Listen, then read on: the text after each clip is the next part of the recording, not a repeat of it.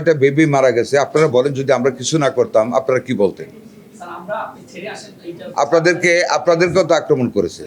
আমরা 6 জন মানুষ মারা যাওয়ার পরে আমি বলি 6 জন মানুষ মারা যাওয়ার পরে আমরা অ্যাকশনে গিয়েছি।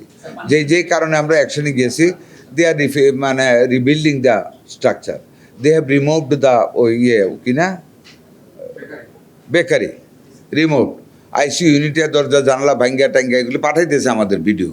তারা মানে ভেন্টিলেশনের সিস্টেম করতেছে। তারা একটা দরখাস্ত আমাদেরকে দিয়েছে পুনর্দর্শনের জন্য। আমরা আজকে বসবো, আমরা পরিদর্শন করব। পরিদর্শন করে যদি আমরা ফিজিবল মনে করি, the government might takes a decision, any kind of decision government might take. তারা এড়াতে পারে না। দেয়ার ইজ একটা মামলা ওই পক্ষ থেকে করেছে, ওদেরকে কিছু টাকা দিয়েছে। This people 6 people will came to me. তারা কিছু টাকা, ভালো একটা টাকা পেয়েছে।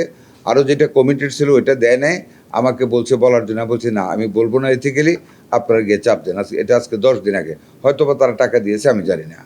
বাট যেটা মামলা করেছে, মামলার দায়িত্বটা তো ওদের। আমরা তো মামলা করতে পারি না, আমরা তো মার্ডারের মামলা করতে পারি না। মায়েরা মামলা দেয় নাই, অপারেশন করতে, পোস্টমর্টম করতে দেয় নাই। হ্যাঁ, এরপরে মামলা করেছে। মামলায় কী হবে এটা আইন জানে, জজ কোর্ট জানবে। তারা বলেছে তারা করতেছে এবং করেছে। আমাদের কাছে একটা নতুনভাবে আরেকটা ইন্সপেকশন চাচ্ছে। হোপফুলি আমাদের একটা টিম ইন্সপেকশন করতে যেতেও পারে।